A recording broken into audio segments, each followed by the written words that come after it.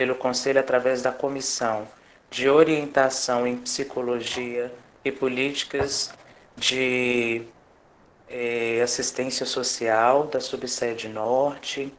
Quero dizer aí que as comissões temáticas do Conselho Regional de Psicologia, elas cumprem um papel de refletir sobre a atuação do profissional na temática e principalmente de prestar orientações à categoria, à sociedade.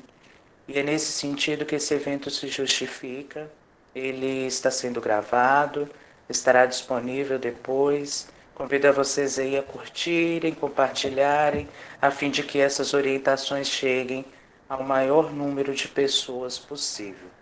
Eu quero dizer também que o Conselho Regional de Psicologia de Minas, nessa época de pandemia, atendendo às recomendações sanitárias, o cuidado com a categoria, com os funcionários, adotou o teletrabalho, mas que todas as nossas, a maioria das nossas atividades, elas continuam sendo realizadas de forma remota, e quem precisar acessar o Conselho pode nos contactar pelos canais de comunicação disponíveis no site do Conselho Regional de Psicologia. Eu informo aí, então, todos que essas atividades aí, elas continuam e podem ser acessadas. Quero desejar a todos aí nesse momento, todas e todos, desejar um excelente encontro, que seja o primeiro de muitos a ser construído de forma coletiva, ampla, conforme os princípios dessa autarquia. Então, desejo uma manhã de construção, de muito trabalho para vocês aí, tá? Nesse momento aí, então, eu passo para a Laila, que é colaboradora da Comissão de Orientação em Psicologia e Políticas de Assistência Social da Subsede Norte. Obrigada, Luiz. Bom dia a todos, né, e a todos os psicólogos e outros profissionais do SUAS presentes nesse momento. Meu nome é Laila, eu sou psicóloga e membro da Comissão de Orientação de Psicologia na Política de Assistência Social, né, da Subsede Norte aqui, e atuo na Associação de Municípios da Área Mineira da SUDENE, no âmbito da assistência social, ofertando, né, atendimento e orientação aos profissionais que atuam na assistência social dos municípios da nossa região. Pensando nessas possibilidades, né, e vendo um pouco em relação ao cenário, sobre a questão da atuação do psicólogo no âmbito do SUAS, enquanto comissão, a gente pensou nessa possibilidade de estar fazendo esse encontro, né, promovendo esse encontro através do CRP, com a atuação do psicólogo na proteção social básica, um olhar sobre a concessão de benefícios eventuais, né, a fim de estar fortalecendo a atuação desses profissionais no campo de atuação, para poder auxiliar com compromisso, né, em relação a esse fazer profissional e demarcando um pouco sobre a questão da identidade profissional dentro desse contexto de atuação, a fim de estar agregando conhecimento e estar contribuindo também com esse fazer profissional mesmo, né, para poder estar orientando esses profissionais. Nesse sentido, a gente pensou até na possibilidade, bom que deu certo, de convidar a nossa professora Helena, né, para estar contribuindo aqui conosco, deste momento, assim, uma vez que ela é psicóloga também, e alguns tiveram até, aqui da região, né, tiveram até a oportunidade de estar com ela no Capacita SUAS, onde que, através do Capacita SUAS, trouxe um pouco em relação sobre esse fazer profissional e ampliação desse olhar também em relação à atuação da psicologia no SUAS. Eu gostaria de também estar falando com vocês que, no caso, este encontro, né, como o Luiz mencionou, ele será gravado, e aí o espaço de interação entre o convidado e os profissionais que estão participando vão ser pelo chat. Caso alguém queira se manifestar, né, compartilhando também a questão da experiência ou ter um momento de fala, vocês podem estar fazendo a inscrição, que a gente vai ceder esse espaço para que vocês possam estar compartilhando também ou fazendo alguma pergunta como forma de interação. O encontro inicia agora, né, às 9 horas e se encerra às 11 horas. da manhã. Qualquer dúvida que vocês tiverem, igual eu mencionei, vocês podem estar acionando no chat específico. E aí, agora eu vou passar a palavra para a Helena, né, nossa convidada, e agradecer por ela ter aceito esse convite, né, e esse desafio, assim, de estar contribuindo conosco neste momento. Eu passo a palavra para você, Helena, e obrigado aí. Olá, pessoal, bom dia a todos e a todas. Muita alegria, vocês estão me ouvindo bem? Com muita alegria eu aceitei esse convite, né, da Laila, do CRP, para poder contribuir aqui com vocês, com os debates, com as reflexões, e também com as angústias, né, que a gente vive e vivencia no âmbito do trabalho social, na proteção básica, mas também na proteção especial. Mas aí a Laila me fez o convite de me reunir aqui com vocês numa live, achando eu que era um encontrozinho só com alguns alunos do Capacita SUAS, com quem eu pude compartilhar, talvez encontrar também com alguns profissionais. Estou vendo aqui a Márcia Mansur, uma psicóloga muito querida também, que trabalhou conosco no Capacita. E estou bem feliz desse evento também ser estendido a outros profissionais dessa rede, né? Quero dizer que eu vou contar como tem um tempo também reduzido, eu tentei organizar essa reflexão numa apresentação curta de 7 slides, que obviamente não vai, né, dar conta de abordar, talvez, com profundidade, né, com muito tempo reflexivo, numa construção mesmo de entendimento, uma construção reflexiva sobre a nossa prática, mas que talvez organize um pouco as ideias, mas que, por favor, não se limitem a participar a partir apenas do que está aqui relacionado em cada um desses slides, tá? Quero dizer que o meu lugar de fala é de uma profissional psicóloga que atua na assistência social desde o momento que eu me formei, começando em projetos sociais, de organizações sociais, a partir do ano de 2002, já no campo da política de assistência social, campo público, né, dessa política, e num programa que surgiu no estado do Rio de Janeiro, o PAIF, fui trabalhar lá, participei de uma seleção, fui trabalhar como psicóloga do PAIF, que surgiu, né, na sua trajetória histórica, né, no estado do Rio de Janeiro, meu estado, e ao ir para esse trabalho, para atuar como psicóloga, eu já fui também eleita entre meus pares lá da equipe técnica para coordenar essa unidade. E esse trabalho, à frente da coordenação da unidade lá, que executava o PAIP, que na época se chamava de NAF, me fez desenvolver um trabalho com aquela equipe que chegou ao conhecimento de gestores que, posteriormente, no ano de 2003, assumiram a Secretaria Nacional de Assistência Social em Brasília, no dentro do Ministério, na época de Assistência Social, e eu tive uma oportunidade incrível de poder participar da gestão federal da política de assistência social, lá no Ministério da Assistência, inicialmente, depois do Ministério do Desenvolvimento Social, num momento muito rico, né, para a trajetória da assistência social no nosso país, para o momento da estruturação do Sistema Único de Assistência Social, e anteriormente a ele, na elaboração e apresentação e discussão, né, da nova Política Nacional de Assistência Social.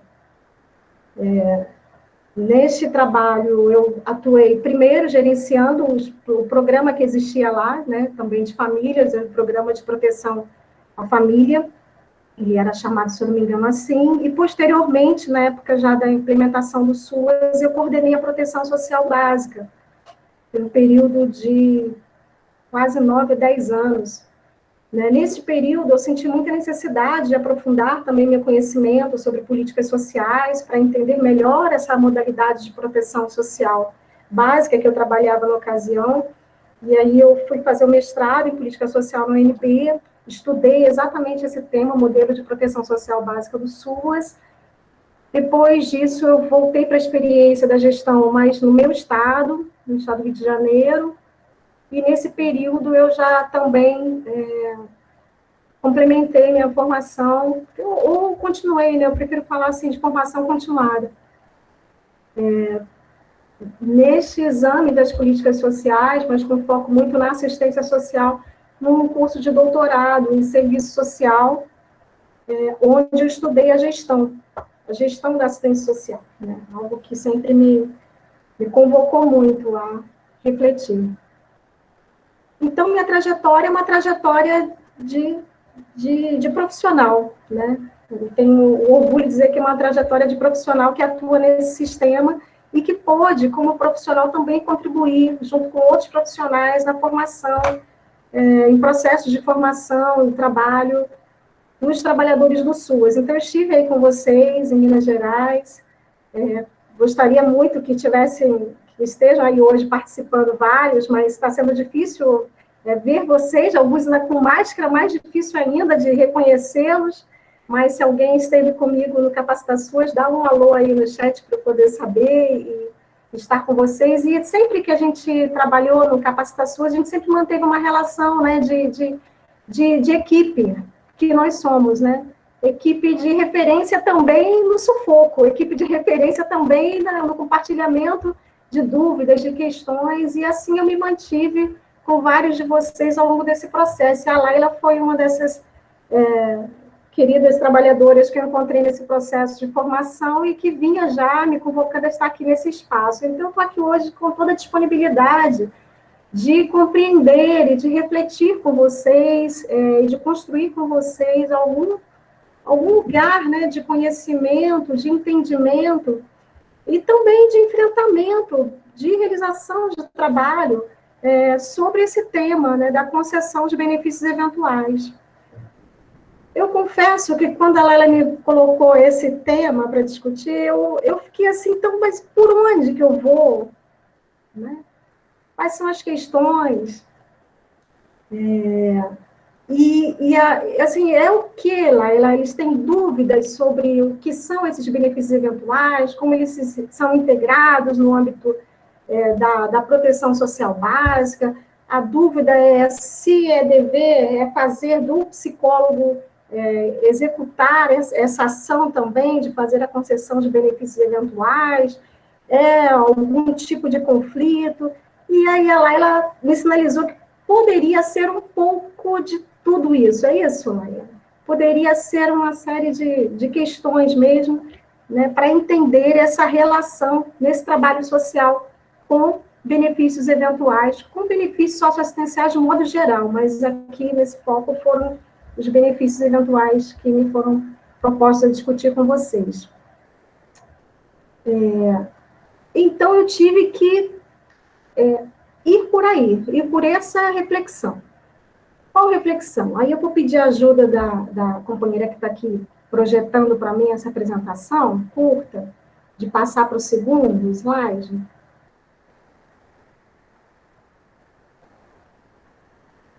Eu não sei quem está, Laila, quem está apresentando, se pode passar para mim, por favor?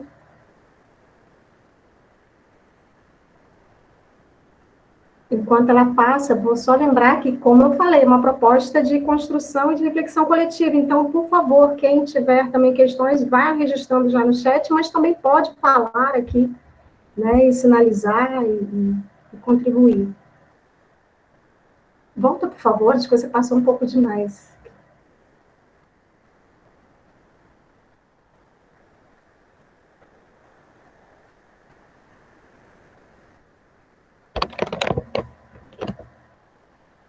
Então, a minha proposta é fazer aqui nessa live, de uma forma breve, uma conversa sobre benefícios eventuais, proteção social básica, seus usuários, a integração de serviços e benefícios nesse trabalho social, discutindo, obviamente, os lugares da psicologia.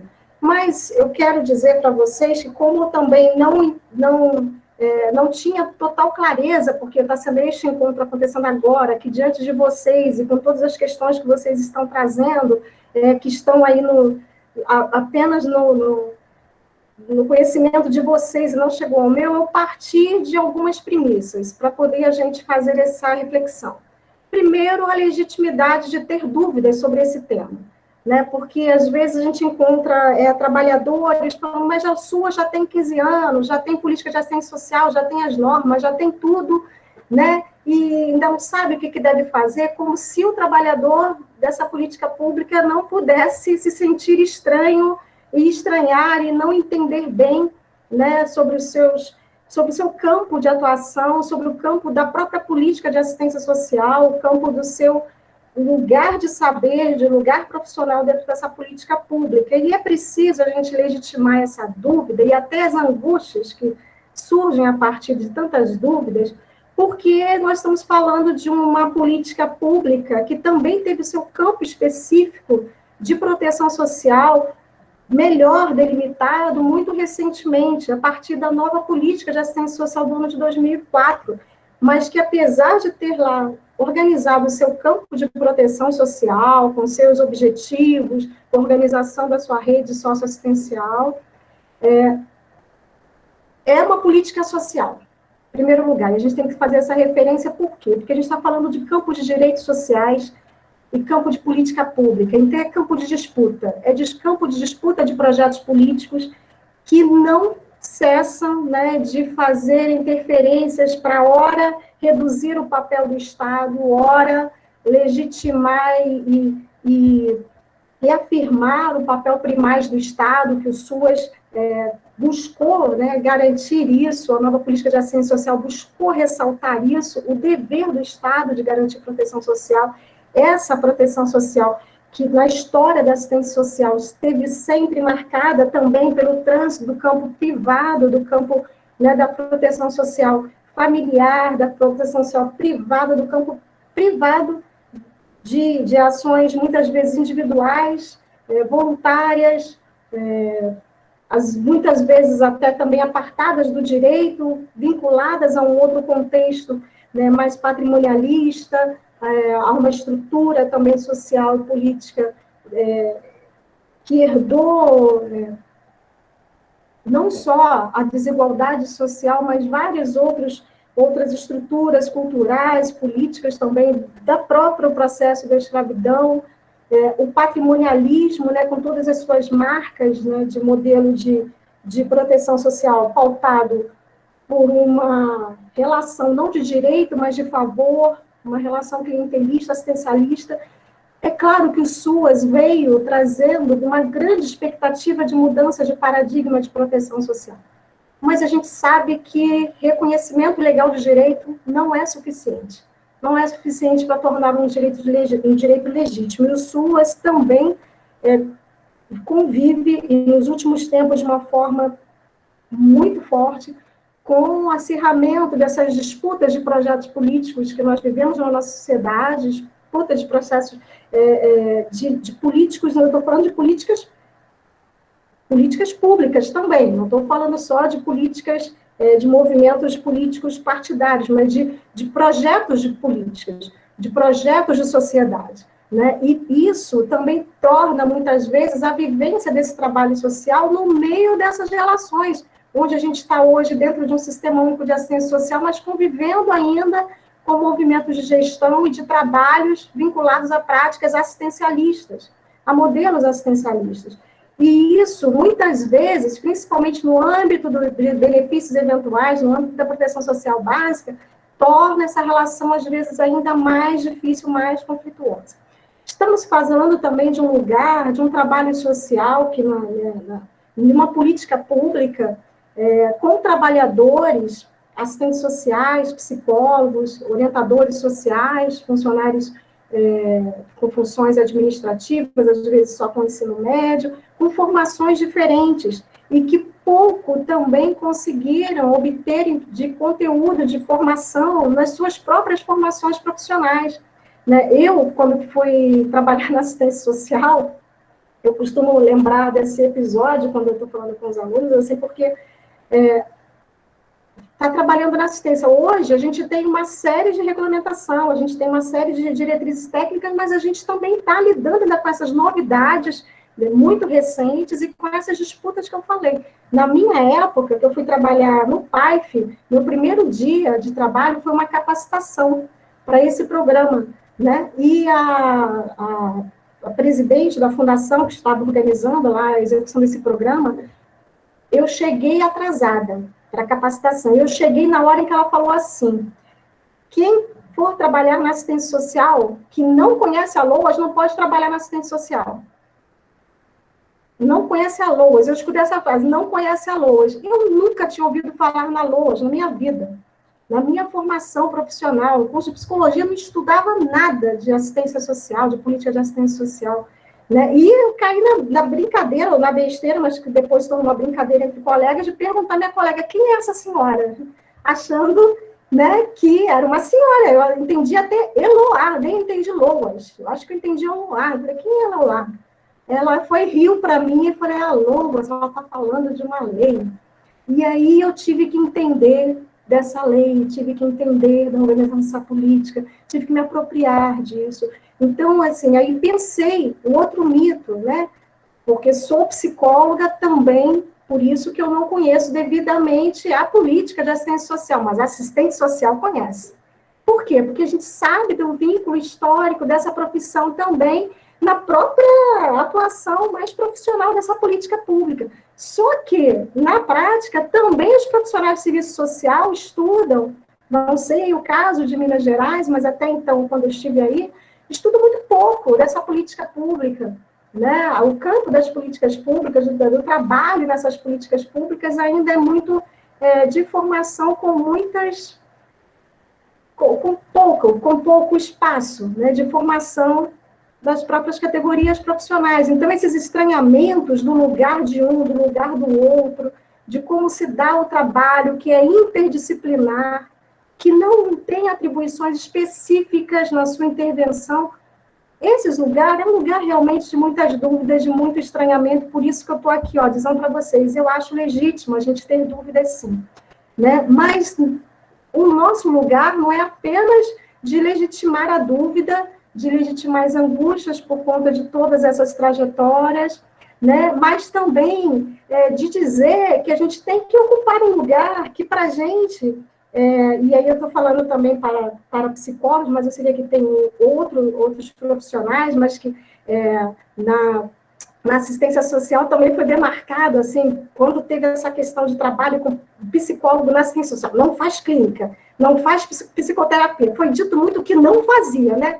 Com muitas preocupações pelo vínculo, né, da concepção clínica ao modelo patológico, ao modelo de terapias, ao modelo, né, ligado a uma história, assim, da nossa clínica psicológica, mas que eu estou convocando a gente aqui para um outro lugar dessa clínica, né, numa provocação. Então, vamos estabelecer aqui um lugar de clínica, mas qual é o lugar dessa clínica que eu estou chamando? É o lugar que posiciona eticamente o sujeito, né? Que de posição ética do sujeito, que escuta o sujeito, e o sujeito aqui que eu estou chamando é o sujeito, você, trabalhador, eu, trabalhadora, para essa política pública, da mesma forma que neste lugar dessa escuta clínica, que a gente agrega, que a gente apresenta para aquela estratégia que é tão valorosa nesse trabalho social, que é a chamada escuta qualificada, também insere o sujeito nesse trabalho, cobra a sua implicação,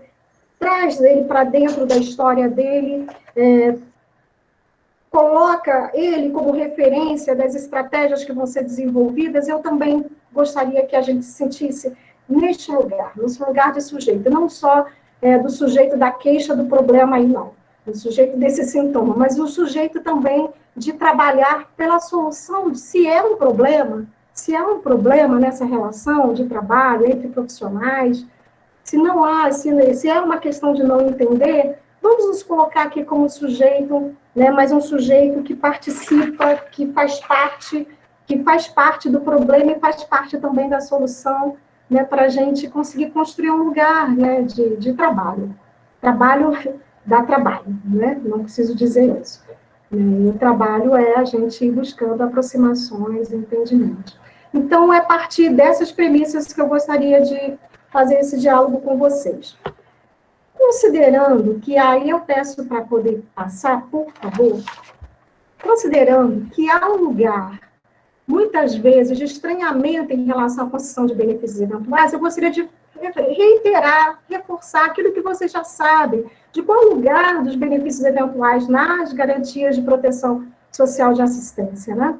Benefício eventual na assistência social também é um lugar que é também um campo de conflitos, porque é a provisão de proteção social mais antiga na nossa trajetória de política, né, dessa política pública, das práticas assistenciais, ainda antes delas serem políticas públicas, né? Eram práticas que surgiram historicamente, voltadas a oferecer auxílios pontuais, provisórios a pessoas em situação, né, normalmente de situação de vulnerabilidade, mas muito ligada à condição de pobreza, né, com essa questão muito acentuada, né? E esses benefícios eventuais, eles foram também sendo implementados e sendo executados na assistência social sob modalidades muito diversas. Vamos lembrar, como eu falei, que a gente está falando de uma política pública que teve seu campo de atuação melhor definido, melhor especificado apenas a partir de 2004. Antes da nova política de assistência social, essa política pública era muito identificada à política para necessidade de pobre, para atender aquilo que a população pobre precisava, independentemente se era no campo desta política social ou de outras. Por que eu estou lembrando isso? Porque também existia na atuação da assistência social um entendimento de que, por exemplo, se aquele cidadão precisava de uma cadeira de rodas, procura na assistência social, o assistente social vai dar a cadeira de rodas como benefício eventual. Se precisava de órteses, diferentes órteses, próteses, etc., era na assistência social. Se precisava de roupas, né, de roupas escolares, que antes nem tinham essa distribuição e tudo, às vezes também era distribuído na assistência social.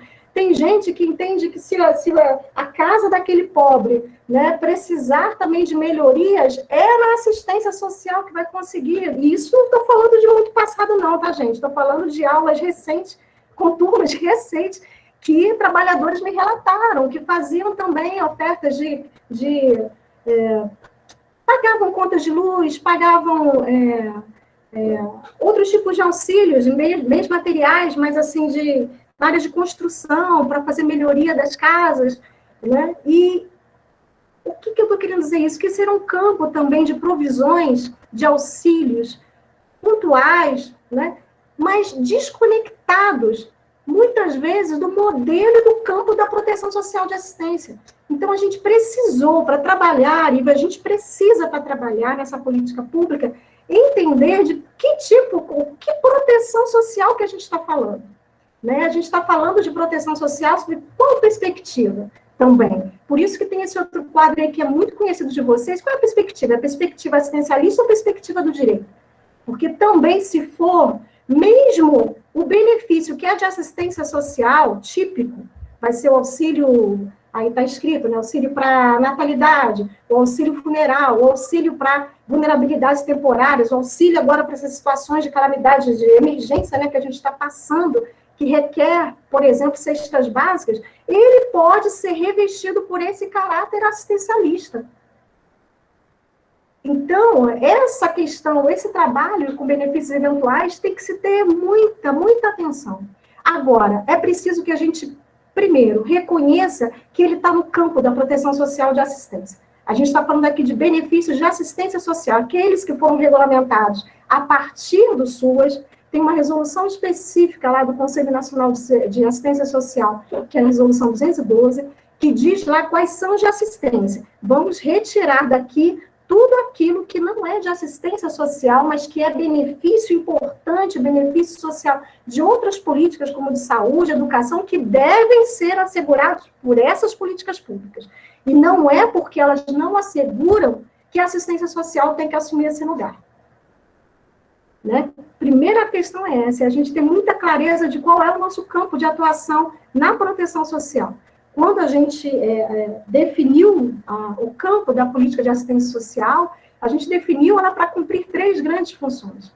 A função de proteção social, que é organizada de uma forma muito específica, ela não oferece todas as proteções sociais como a população em situação de vulnerabilidade precisa, não, ela vai precisar de muitas outras proteções sociais para além daquela de assistência. Mas no campo da assistência social, a gente está falando de um conjunto de serviços, programas, projetos e benefícios. E no caso dos benefícios, a gente está falando de provisões temporárias, de provisões suplementares, como está aqui no slide de vocês, né, para situações específicas de vulnerabilidade, de condições, de momentos da vida das pessoas, das famílias, né, seja numa condição de um nascimento de um filho, né, de um membro daquela família que pode, já num contexto de muitas vivências de desproteção social, ainda agravar mais a condição de vulnerabilidade social dessa família, e aí você tem um conjunto ali de estratégias que são definidas, reguladas em âmbito municipal.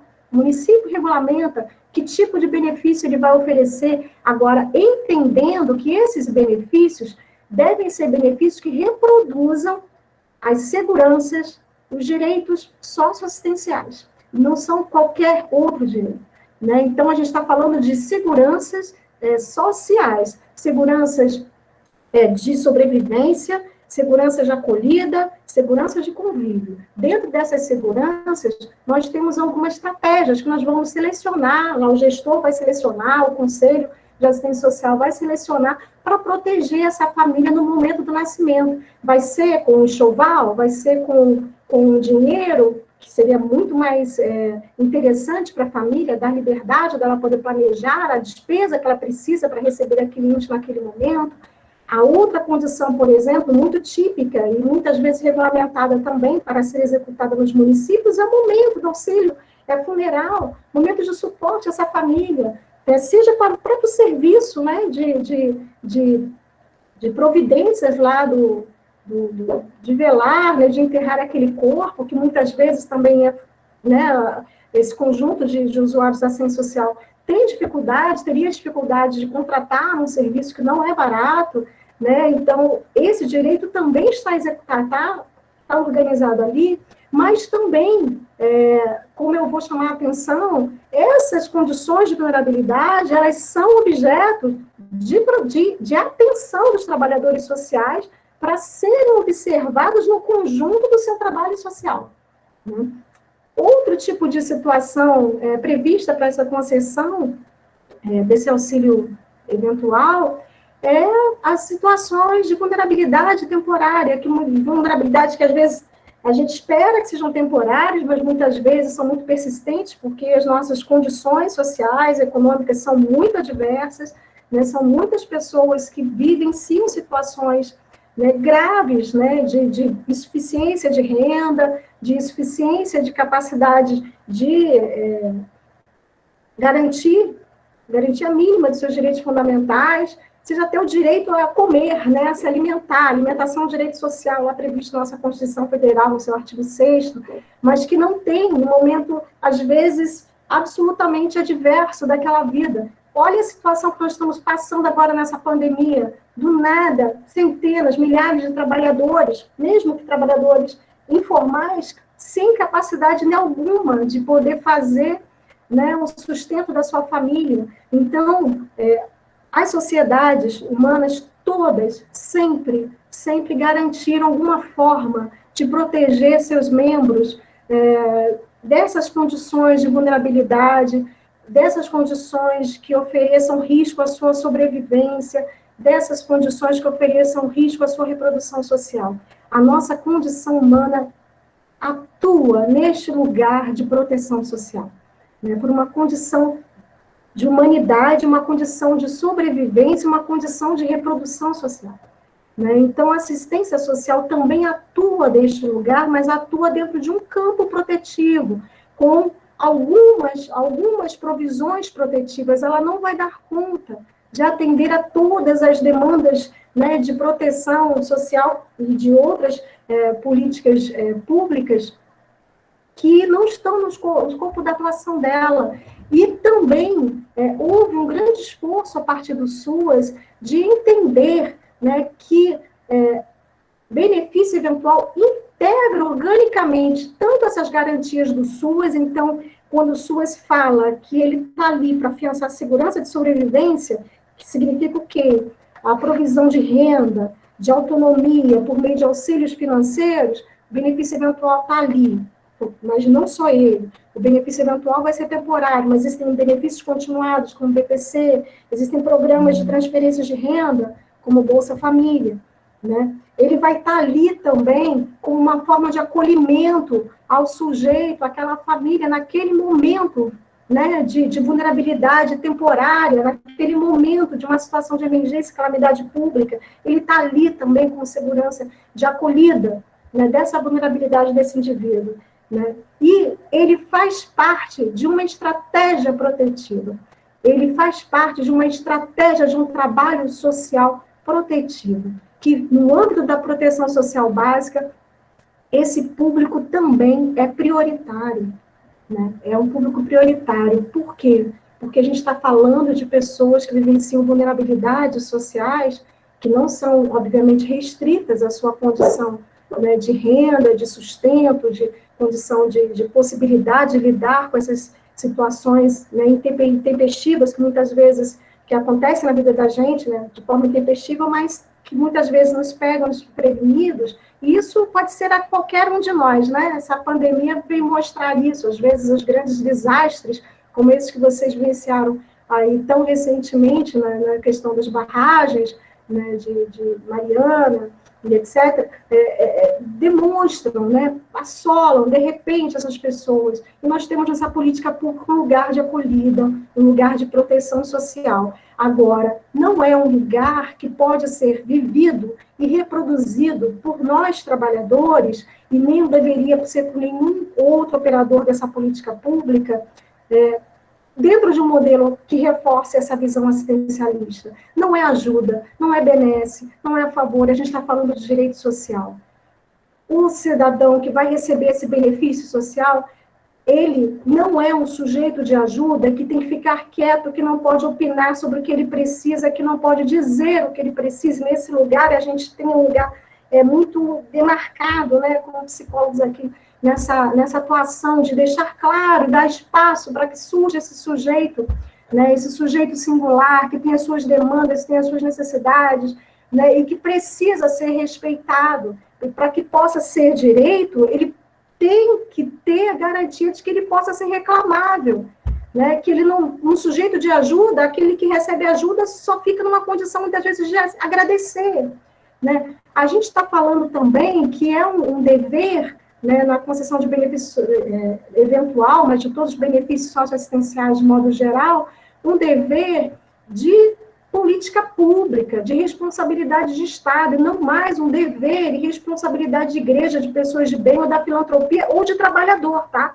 Porque também não é incomum a gente ouvir trabalhadores falando que fazem vaquinhas, porque vem a situação tão grave, né, e que se sensibilizam, né? Eu não estou dizendo que essas questões que a gente identifica no nosso cotidiano profissional não nos causem realmente tamanha comoção e tamanha solidariedade com aquela condição, né, de vulnerabilidade das famílias, mas não vai ser pela solidariedade eventual de algumas pessoas que a gente vai transformar aquilo que é direito social, que tem que estar ali previsto no orçamento público. Tem que ter previsão de orçamento público, de benefícios eventuais no âmbito dos orçamentos municipais, tem que ter cofinanciamento para esses benefícios eventuais no cofinanciamento estadual, e até também o governo federal assume, né, a responsabilidade de financiar alguns benefícios, como é o caso do benefício de prestação continuada, o BPC. Então, a gente está falando da responsabilidade de Estado. A gente está falando de não mais incentivar a criação de instituições de caridade ou de solidariedade social. Parece, eu estou falando isso, gente, com uma intencionalidade muito clara, porque esse modelo não foi ultrapassado, a gente convive muitas vezes com ele, né? A gente convive dentro até da gestão pública, né? Da direção, de trazer programas pedindo a participação aqui no meu estado do Rio de Janeiro, para vocês terem ideia. O governo daqui chamando a solidariedade social, quando apresentou a sua política de assistência social aqui para essa nova gestão do governador, pedindo doações, pedindo para fazer a participação da sociedade. A ação emergencial, neste momento da pandemia, na assistência, é uma ação chamada mutirão social. né? Então, a gente convive com esses projetos políticos aí nessa disputa, e a gente tem que, para garantir que seja direito, a gente tem que dar ênfase às ações de natureza pública, estatal, né, com financiamento público. A gente está falando também de uma ação que não é pontual, no sentido de que ela tem uma temporalidade, mas ela não é desconectada, ela não faz no improviso, não faz porque a pessoa chega lá e simplesmente diz que precisa. Ela é uma ação planejada, assim como deve ser a política de assistência social. Ela é uma ação que requer conhecimento da realidade daquelas famílias, da escuta daquele sujeito e das suas particularidades, singularidades, das suas demandas, né, que requer planejamento de estratégias. Não é mais uma ação que vai ser dada de qualquer forma. Primeiro que não é dada, né, mas eu vou falar outra palavra, você vai ser trabalhada sobre qualquer tipo de estratégia, como se pudesse chegar lá e fazer entrega. A gente não faz entrega, a gente não é motorista de Uber, a gente não está fazendo entrega de motoboy, não desmerecendo o trabalho deles, mas não é entregar uma cesta, não é entregar um benefício, não. Ali a gente vai estar preocupado em conhecer as vulnerabilidades daquelas famílias, né, e inseri-las num conjunto de proteção social, de um trabalho social que prevê ações, às vezes, pontuais ali, né, eventuais, como um próprio benefício, mas dentro de um conjunto integrado de ações que compõem o acompanhamento dessas famílias. São decisões de política pública que foi organizada, que foi pactuada, que tem regras, que tem participação da sociedade, que conta com a participação do usuário desde o primeiro momento, inclusive para definir quais serão essas estratégias, quais serão essas estratégias protetivas, quais serão esses benefícios. Não são decisões que podem ser tomadas pelo gabinete, não são decisões que podem ser alimentadas por uma visão não profissional, mas uma visão clientelista, assistencialista, daquele antigo primeiro-damismo, né? A gente está falando de política pública. A gente está falando de incentivar e de promover cada vez mais um trabalho profissional nessa política pública. Então, ela não é mais campo de solidariedade social para a gente ficar investindo, né? Quando a gente fala de benefício eventual, de ficar investindo em chamar a sociedade para participar dessa solidariedade, de oferecer benefícios de proteção social à população. A gente está falando, né, de um trabalho realizado por profissionais que foram compreendidos como profissionais capazes de ter uma escuta qualificada. Uma escuta qualificada para materializar, né, a proteção social por meio de serviços de qualidade. Escuta qualificada. Essa palavra que vocês já ouviram tanto, né, que requer muitas compreensões, muitos aprofundamentos, né, para a gente, de fato, consolidar esse trabalho com benefícios eventuais, mas também com serviços assistenciais no âmbito da proteção básica, e também aqueles no âmbito da proteção especial, por consolidar essa travessia aí, que é o grande desafio da assistência social, a travessia do favor por travessia do direito. Então, companheiros, né, porque a gente está no SUAS, que as nossas práticas não possam reproduzir o modelo de proteção social, o modelo assistencialista de proteção social. A gente está no SUAS com o desafio de fazer essa travessia do favor e do direito o tempo inteiro. Então, o modo como a gente faz, a intencionalidade com que a gente faz, a perspectiva com que a gente faz, vai demarcar o lugar que a gente está dentro dessa política. E chamando vocês para o lugar de sujeito, eu chamo vocês para esse entendimento. Posso ir, Laila? Mais um pouco? Pode indo, sim. É até interessante, né? Porque quando você fala nessa questão, nessa concepção de sujeitos, né? Enquanto profissionais do SUAS, igual assim, nas suas colocações, você não determina a questão de um espaço, o que é fazer, né, do assistente social, ou o que é fazer do profissional de psicologia, mas o que é fazer dessa equipe interdisciplinar, pautado nas suas ações vinculadas aí ao que o sujeito apresenta para nós nesse contexto no âmbito da assistência social. Então, assim, quando você coloca assim, o sujeito, né, no seu sintoma, isso é muito bonito de se ouvir, sabe? Chega, me arrepio quando vem essa questão dessa fala, pelo fato de que, às vezes, alguns profissionais, né, alguns colegas mesmo, no âmbito da psicologia, ficam se perguntando qual é o meu lugar, né, onde que eu posso estar inserido aqui na política de assistência social. O lugar é esse, o seu fazer profissional é esse. Não tem que determinar o que é fazer profissional dos nossos colegas, né, vinculado ao serviço social. Mas, assim, ir de encontro com esses sujeitos, pautado também nas ações, nas particularidades, né, nas vulnerabilidades que esse sujeito apresenta no contexto de atuação. Então, enquanto profissional, a gente tem que estar olhando, né, tendo essa escuta qualificada mesmo, para poder estar identificando as demandas trazidas pelos nossos sujeitos para também surtir o efeito, né, na vida deles. Então, esse é o nosso aprofundar. Vamos aprofundar, então, isso daí, tá? Sim. Vamos aprofundar essa escuta de quem, né, para fazer o quê, né? Vamos aprofundar. Vamos passar aí mais adiante, então, para a gente entender um pouco. A gente está falando, né, de uma escuta qualificada que foi pensada com esse profissional para que ele, primeiro, por uma concepção um pouco diferente, né, sobre esse sujeito usuário da assistência social, né? Uma concepção que considerou que esse sujeito usuário de assistência social, né, esse sujeito de direito, ele vivencia, ele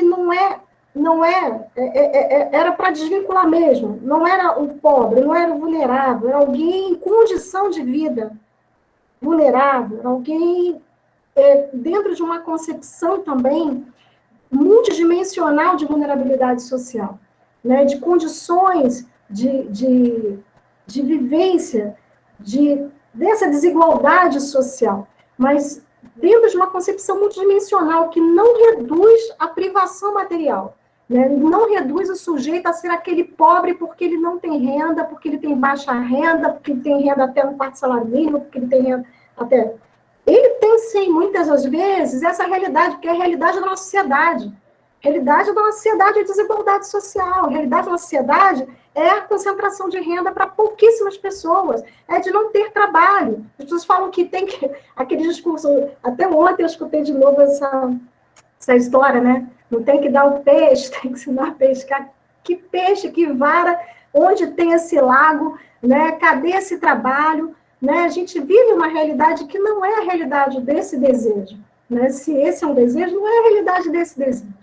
Né? É uma realidade social extremamente complexa, contraditória, né? Que coloca muitas pessoas em condição também de privações materiais, públicos típicos, né? que acessam esses serviços socioassistenciais, mas que também consideram essas vulnerabilidades, essa condição de vulnerabilidade, não só porque ele não tem renda, mas porque ele também não consegue acessar outros direitos fundamentais, ele não consegue acessar serviços públicos essenciais, ele não consegue garantir seus direitos fundamentais, porque também, muitas vezes, ele vive em situação de isolamento social, ele vive em situação de apartação social, porque ele vive também realidades que, muitas vezes, estigmatizam, né?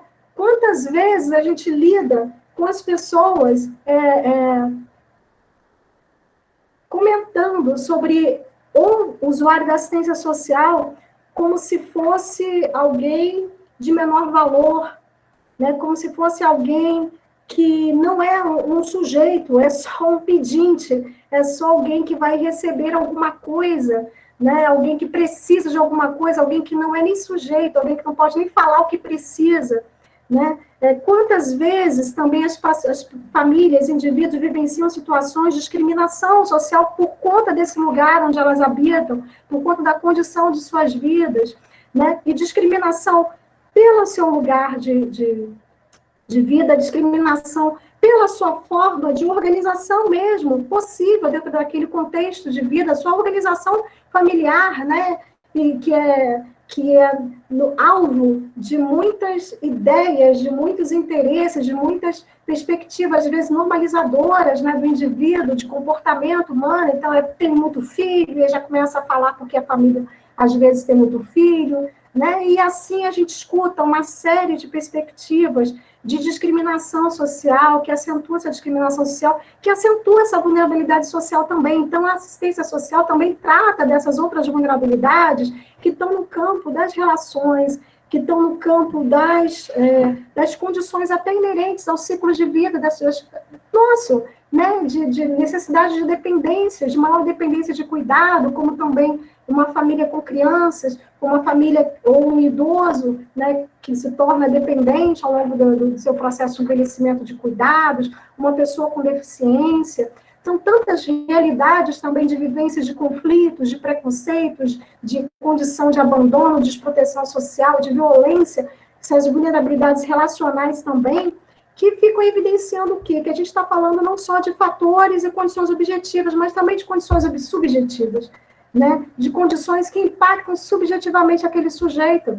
E também de sujeitos que também são capazes, que produzem impactos naquele contexto social, de realidade de sujeitos. Então, o psicólogo ele foi muito pensado também sobre essa perspectiva, né, de ter um profissional ali com uma capacidade de fazer uma leitura daquela realidade social, não só pelos seus aspectos normalmente observados, seus aspectos objetivos, mas também seus aspectos subjetivos, mas não só o profissional psicólogo. Aqui, a assistência social chama seus trabalhadores sociais, um olhar mais ampliado sobre essas condições de vulnerabilidade e risco social, um olhar para além e que considera as condições objetivas, fatores objetivos de desproteção social, mas também fatores subjetivos. E, além disso, o impacto, o efeito dessas condições de vulnerabilidade social, que foram construídas dentro de uma realidade social, histórica, política, econômica, sobre a subjetividade daquele sujeito, sobre a vivência singular daquele sujeito, né? Porque isso também tem um custo de sofrimento, tem um custo também, né, de imobilismo, um sentimento de imobilismo, um sentimento, às vezes, de impotência diante de se a gente, trabalhador social, não é incomum, a gente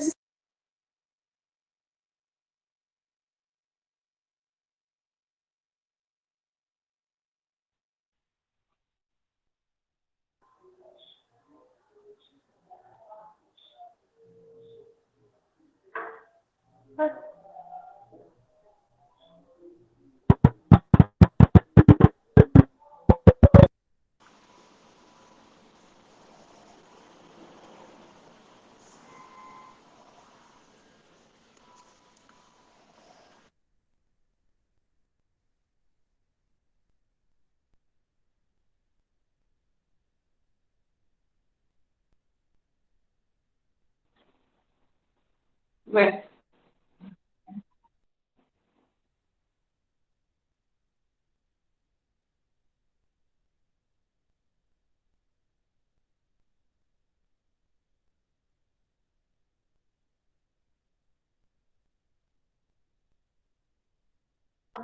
Helena, só um minuto, porque desativaram o seu áudio.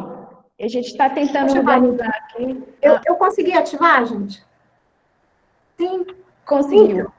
Então, eu estava falando aqui para vocês, fazendo linguagem de sinais, no entanto, mas aqui a gente foi chamado a ser inserido nesse corpo técnico, nesse corpo profissional, né, para favorecer essa leitura também ampliada sobre os impactos dessas condições de vulnerabilidade e risco social sobre a subjetividade desse sujeito, né, sobre as questões também singulares, né, sobre as vivências dele, sobre a dimensão também de sua percepção sobre essa realidade social, mas também a sua forma de se sentir, de se ver dentro dessa realidade social, que é tão excludente, que é tão perversa, que gera um monte de sofrimentos, né? Além da situação de proteção social, gera um monte de sofrimento da lógica sociopolítica, sofrimento da lógica ético-política.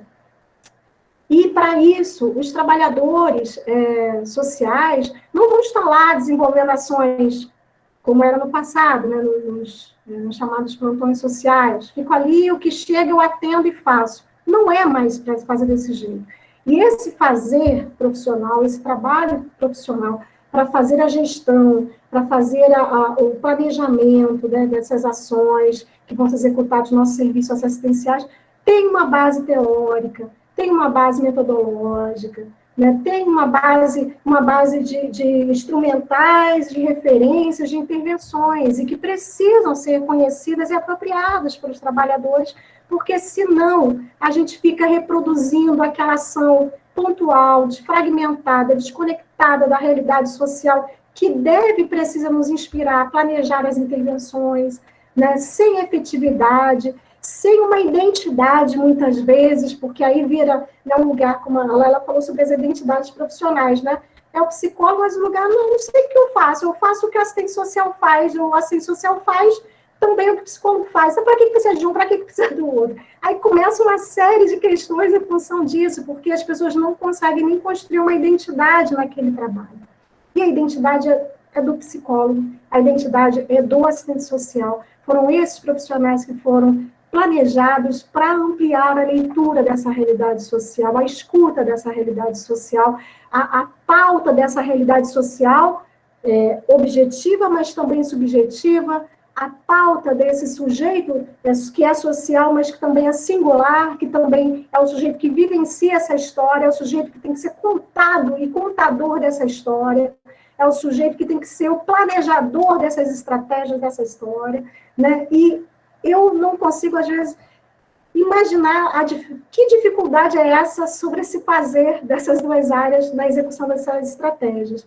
O trabalho social em si, você pode passar, por favor, para eu também não me estender muito, porque eu queria era conversar com vocês, né, um pouco essa perspectiva.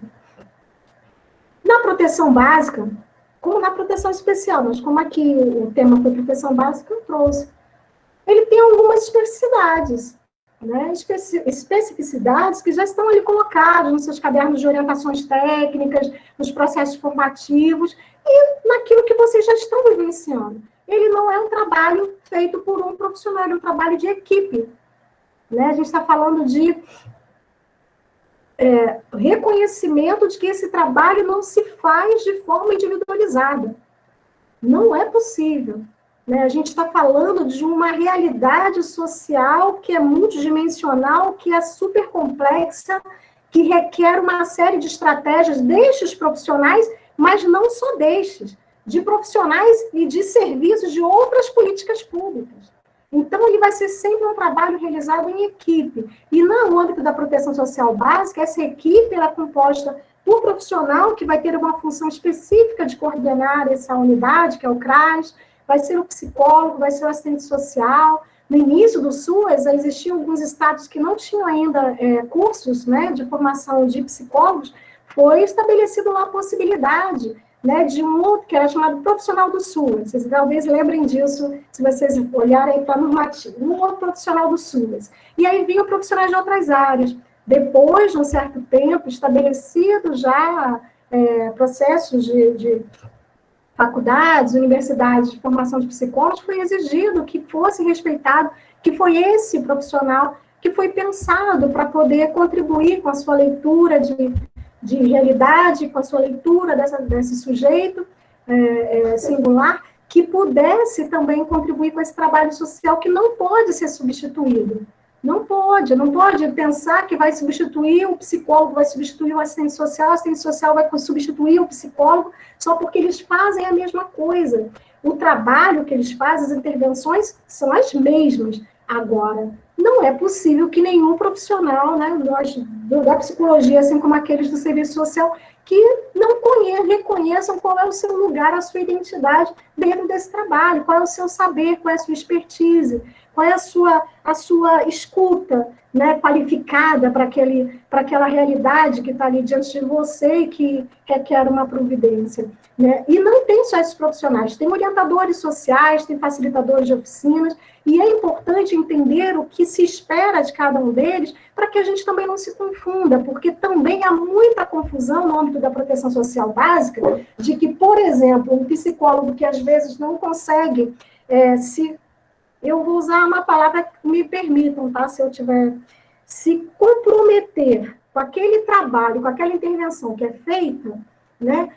Acha que aquilo dali, eu sei bem isso, não sei bem as regras desse benefício, não sei bem as regras dessa estratégia, eu não sei como é que eu vou fazer essa entrevista, eu vou deixar para assistente social, acha que ele tem que ir lá para a função que é do orientador social, vai lá para o grupo de serviço de convivência, acha que tem que fazer serviço de convivência, como se fosse aquele lugar profissional dele, ali naquela unidade, ou nos espaços onde esse serviço de convivência é executado, quando, na verdade, o serviço de convivência não foi planejado para ser executado diretamente pelo profissional assistente social e psicólogo, mas por orientador social, facilitadores, oficineiros, referenciados, supervisionados, orientados, acompanhados pelos profissionais da equipe técnica de nível superior do CRAS. Né? Então, o lugar não é ir para lá, o lugar é acompanhar, o lugar é referenciar no serviço, no atendimento, no acompanhamento dessas famílias, dessas pessoas que participam do serviço de convivência. Então, a gente tem que localizar bem o nosso lugar, né, socioocupacional, vamos dizer assim, para a gente também não se misturar. Assim como tem um lugar específico que é de coordenador, né, que não pode se confundir com o lugar daquele da equipe técnica. E é complicadíssimo quando os municípios estruturam essas unidades contando com equipe mínima onde há uma sobreposição. Ou quando há uma equipe tão mínima que cada dia só tem um, né, não tem os dois. Né, aquela leitura ampliada de realidade, aquela escuta qualificada por dois ouvidos espertos de conhecimento, dois ouvidos capazes de problematizar aquela realidade, não estão ali disponíveis para atender aquela realidade, para atender aquele sujeito, para analisar aquele contexto. Né? É muito complicado. Então, o que a gente vê é que na organização desse trabalho tem demandado uma articulação, uma certa criatividade dos profissionais para eles conseguirem minimamente, aqueles que entendem a relevância desse trabalho ser interdisciplinar, aqueles que entendem que eles fazem parte de uma equipe de referência, mas que não é equipe de referência do CRAS, é equipe de referência para o usuário. E tem uma diferença muito grande aí, gente. Porque a equipe de referência do CRAS parece que é aquela equipe que foi contratada para trabalhar ali dentro. E não é isso. A gente fala equipe técnica de referência na proteção social básica, é referência para o usuário, é referência de proteção social para o usuário. Ele pode contar quando ele precisar, ou quando ele estiver ali, ou quando ele demandar alguma ação que aquele trabalho social faça, seja com assistente social, seja com psicólogo. Por isso que não cabe falar que isso vai ser feito pelo assistente social, isso só pelo psicólogo. Não tem atividade privativa na política de assistência social. Não estou dizendo que não tenham funções específicas de cada uma das categorias profissionais, mas na política de assistência social, esse trabalho social não foi formatado com atividades privativas. Né? Tem que ter uma equipe, aí eu estou sendo mais específica aqui, de profissionais técnicos de nível superior, assistentes sociais e psicólogos, disponíveis para referenciar o usuário no acesso à sua proteção social.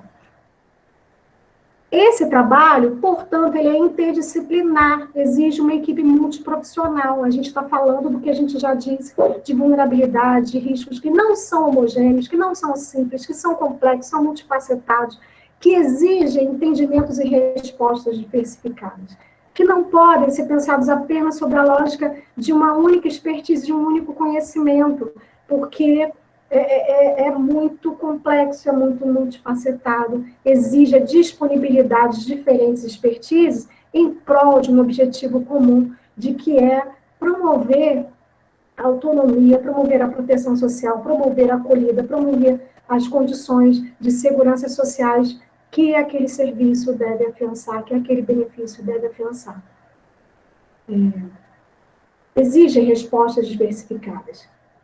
Exige estratégias diversificadas, mas exige estratégias unificadas nos seus objetivos, unificadas nas suas estratégias, que eu digo porque são alguns conjuntos de estratégias que estão já definidas na metodologia, embora a metodologia não vai engessar, né? Existem alguns parâmetros, né, de perspectiva, porque esse trabalho tem dimensão técnica, sim, né? Então exige um rigor teórico, metodológico, e aí o PAIF e as normativas procuraram também se debruçar sobre esse modelo, né, esse método, essa teoria que embasa essa leitura, que é uma teoria crítica, né, que não vê as questões, os problemas, as vulnerabilidades como sendo causados por aquele indivíduo, responsabilidade daquele indivíduo, mas dentro de um contexto, de uma questão social, né, com uma expressão de um problema de desigualdade social, né, que exige entender as desigualdades sociais, que exige conhecimento de realidade social,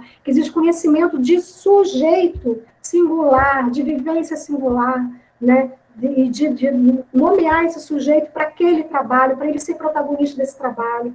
Exige, sim, habilidade técnica, mas exige também uma competência crítica desses trabalhadores, porque nós não estamos falando de trabalhar numa oferta de atendimento, não é uma oferta de uma terapia, uma oferta de uma política pública social, enquanto tal, está inserida nesse contexto, né, de disputas de projetos, né, de modelos de proteção social, que a gente precisa entender para poder saber diferenciar e saber seguir aquele com quem a gente se identifica e daquele que é identificado com a perspectiva do direito.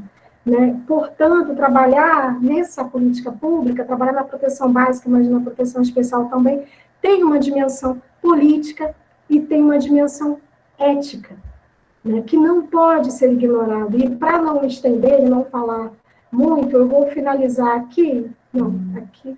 Pode passar, por favor? Eu fico tentando passar minha apresentação, né? Como se estivesse aqui, né?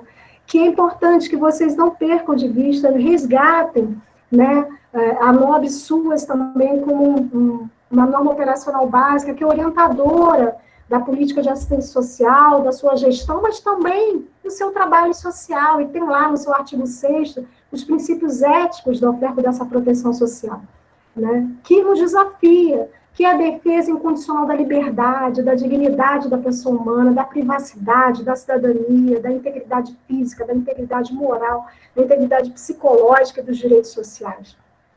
A defesa do protagonismo e da autonomia desses usuários, né? A defesa de um trabalho que respeite o lugar de sujeito singular ali naquele trabalho, ali diante de você ou quando você vai estar com ele. Né? Respeite as suas necessidades, respeite os seus desejos, respeite a sua capacidade ou não, o seu interesse ou não de participar daquela ação, porque não é obrigatória. Né? Na proteção social básica não é obrigatória. Tem que ser uma escolha de liberdade, mas que muitas vezes vai requerer um trabalho de orientação, de esclarecimento, até para entender o porquê que ela é importante. Né? E lembrando, estamos falando também de um trabalho que é novo. Se é novo para o trabalhador, imagina para a população.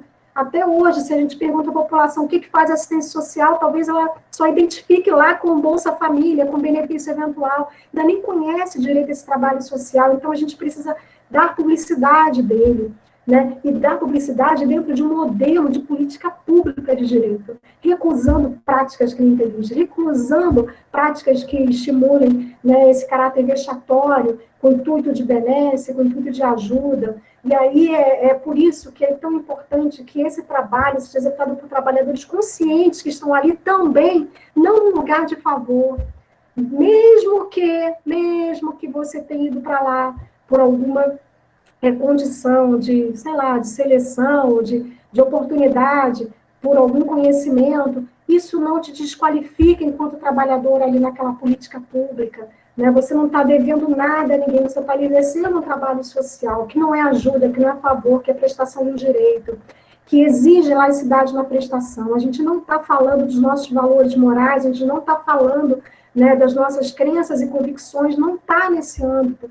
Exige uma consciência dos objetivos daquela política pública, dos direitos desses indivíduos e da metodologia teórica, e da perspectiva teórico-metodológica desse trabalho, que não pode, né, querer normatizar, usando um termo muito comum no nosso campo, né, normatizar comportamentos, normatizar também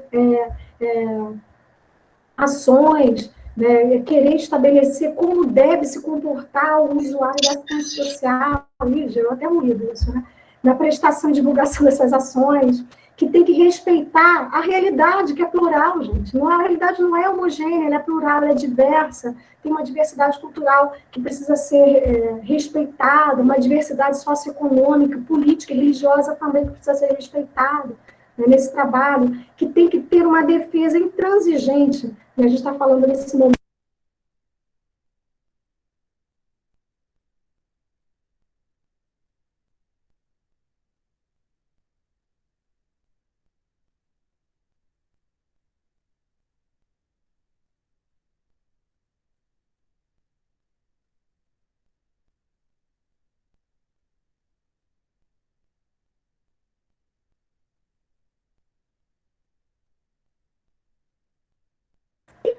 Vocês me desculpem, eu estou aqui falando e sem som, né?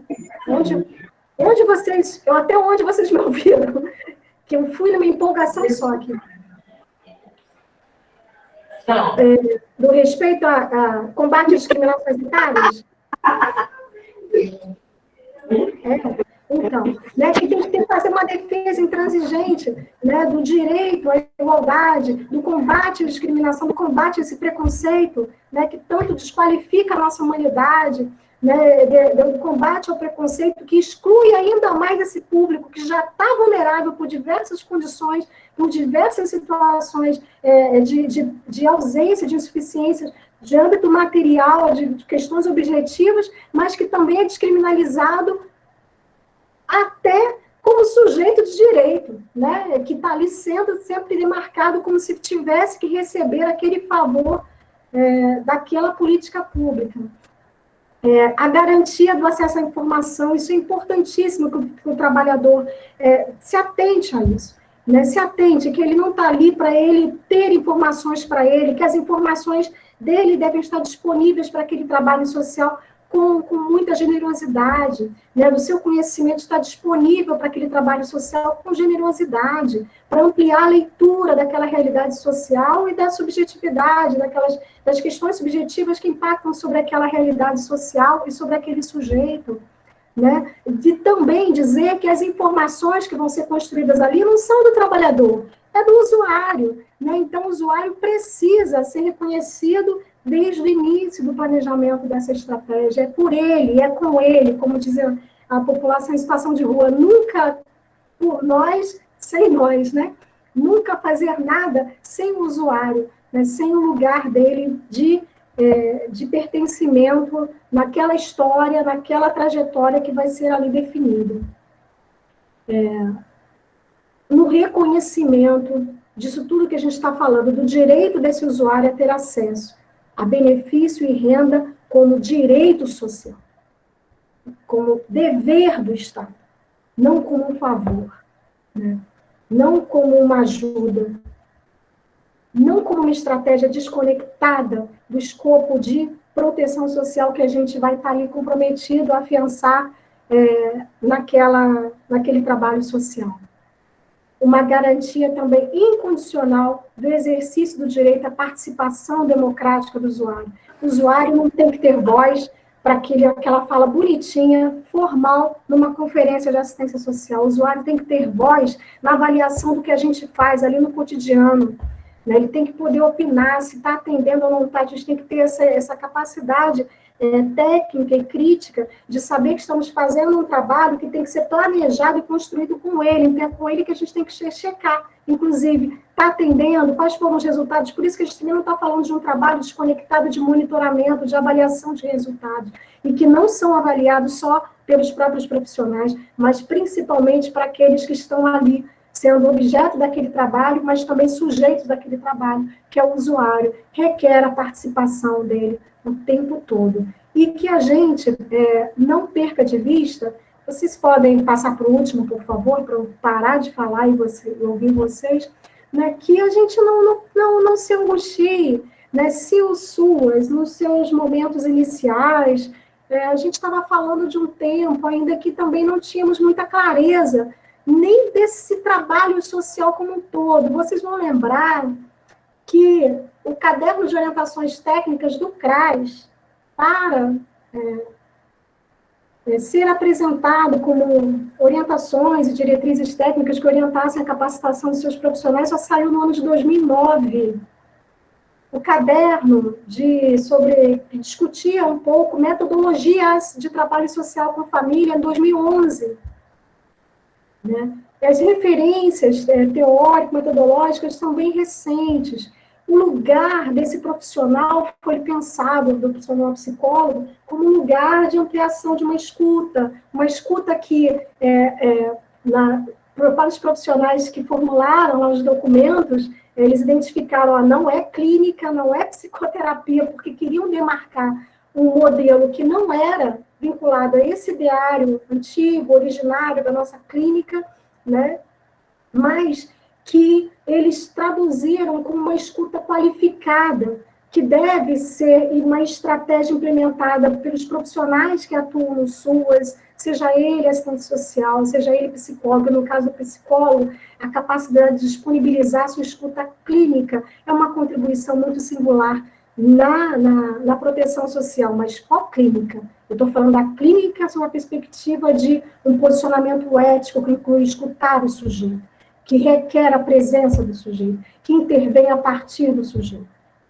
É neste modelo de clínica que eu estou colocando aqui. Uma escuta qualificada que favorece a compreensão da implicação do sujeito em sua história, um problema, e também nas estratégias para superá-lo. Eu não estou dizendo que eu estou responsabilizando o sujeito pelos seus problemas, não é questão de colocá-lo como fator de causa dos problemas sociais, de hipótese alguma, não é, porque qualquer análise que a gente faça, né, sobre problemas, questões sociais, a gente vai ver que essa é uma construção sócio-histórica, né, mas implicá-lo nessa história, porque senão ele fica ali passivo, apassivado por nós, trabalhadores, como se ele não pudesse, como se ele não tivesse nem capacidade, nem potenciais, e que não houvesse um trabalho também a ser desenvolvido que favorecesse, né, o seu lugar na sua história, a problematização dos seus problemas, a superação desses problemas a partir de um planejamento de estratégias,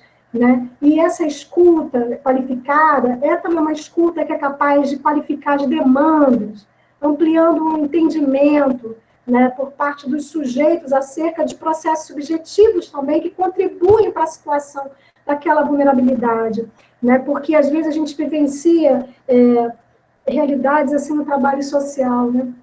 Eu escutei isso muito de trabalhadores. A gente faz lá a ação, a família não se interessa, a família não vai, a família só vai se tiver o lanche. Até isso a gente escuta às vezes, né? A família só vai se tiver o benefício, né? Ela não se interessa muito por fazer o trabalho. Qual é o nosso entendimento sobre essa produção de subjetividade? Qual é o nosso entendimento sobre que fatores subjetivos estão por trás dessa condição, inclusive de, às vezes, dificuldade de enfrentar, né, esse trabalho, de enfrentar esse problema? Qual é a nossa condição de leitura dessa produção também e reprodução social desse lugar, né? A outra questão que eu usei também aqui, problematizar com vocês, que a gente na psicologia também tem um lugar muito legal, muito importante, que que talvez esteja mais, desculpa, eu estou tentando aqui desligar meu celular, que estejam mais fáceis de serem observadas e percebidas por nós psicólogos, eu sei que a gente não está aqui só com psicólogos, do que talvez outros profissionais. Uma sustentação da subjetividade, uma sustentação do tempo, uma sustentação da angústia no processo de trabalho social. Por quê? Porque a gente escuta com tanta frequência, né, que esse trabalho é muito difícil, não consegue, parece que a gente está jogando gelo, não está fazendo nada, a família não se compromete, tem tantas dificuldades, tem uma angústia de querer resolver tudo rápido, de mudar logo aquela realidade. A gente vive num sofrimento tão grande, né, diante dessa realidade social nesse trabalho, que muitas vezes a gente identifica profissionais angustiados com a demora daquela família, né, conseguir também assumir ali aquele lugar, as estratégias que são definidas com ela, se comprometer naquele trabalho, né? E quando eu converso com os psicólogos, eu falo, olha, a gente tem também um papel aí bem legal, né, de sustentar essa subjetividade essa singularidade, esse lugar específico, né, de vivência daquela situação e daquele trabalho por cada indivíduo, né? A gente tem uma categoria que a gente também utiliza na área psicodráfica, que é uma prontidão, né? O tempo. Tem que saber também qual é o tempo daquele sujeito para ele se apropriar, inclusive, de que ele está com um problema, de que ele faz parte de um problema e que ele faz parte também de uma estratégia de superação. E a gente sustentar também o tempo do processo dessa luta, o tempo do processo desse trabalho, que não é um trabalho que vai ser realizado do dia para a noite, que vai ter solução do dia para a noite. E por isso que a gente fortaleceu tanta estratégia de um trabalho que não é só atender, mas acompanhar, que significa dar tempo para que haja uma trajetória de desenvolvimento de intervenções, de planejamento, de estratégias, de acesso, de verificar se está funcionando, se não dá, recomeçar, ressignificar, né? E é importante que a gente contribua, não estou dizendo que isso é só uma atribuição de psicólogo, mas que a gente também contribua com esse lugar do tempo, da importância, dos fatores subjetivos que impactam, inclusive, sobre essa prontidão, sobre essa providência que às vezes é esperado, né, pelo trabalhador social em relação às respostas do usuário. Na abordagem sobre as vulnerabilidades, riscos sociais, necessidades sociais em sua singularidade, que isso não quer dizer, a gente não está falando de questões individuais, que a gente está falando de questões que afetam coletividades, mas que são vividas de forma subjetiva. E são vividas de forma singular por cada sujeito ali. Né? Não significa que aquela realidade social tenha a mesma expressão, a mesma percepção, a mesma representação e até a mesma realidade de não sofrimento ou de sofrimento do que a dos demais. Isso é singular, então a gente tem ali também para colocar isso. Eu digo que a gente também tem um lugar muito especial para desvelar essas representações sociais também que existem sobre o sujeito, o usuário, sobre esse trabalho social, né, no reconhecimento da vivência de sofrimento gerado, agravado. Como é que deve ser para um usuário, um trabalhador, né, que tinha o seu trabalho lá, seja um pequeno comércio, o que for, que corria atrás, estava conseguindo lá viver na sobrevivência, mas conseguia, de uma hora para outra, ter que ir até a porta de um espaço público, de um serviço público para receber uma cesta básica. Qual é a percepção que ele tem sobre isso? Qual é a representação social que ele tem de quem está lá e daquele lugar e daquele serviço, daquela cesta básica? Né? Que lugar é esse? Isso, assim, tem tantas questões que perpassam a necessidade de uma leitura qualificada, de uma escuta qualificada desses profissionais. Também na disponibilização de instrumentos técnicos, né, que a gente tem, que favoreçam a compreensão, desenvolvimento das habilidades relacionais, das questões relacionais, das questões intergeracionais, das questões comunicativas, das questões e instrumentos que favoreçam a autonomia, o fortalecimento de vínculos sociais, já que estamos operando no âmbito ainda de tentar reduzir danos, de prevenir esgarçamento de vínculos, de prevenir rompimentos de vínculos sociais.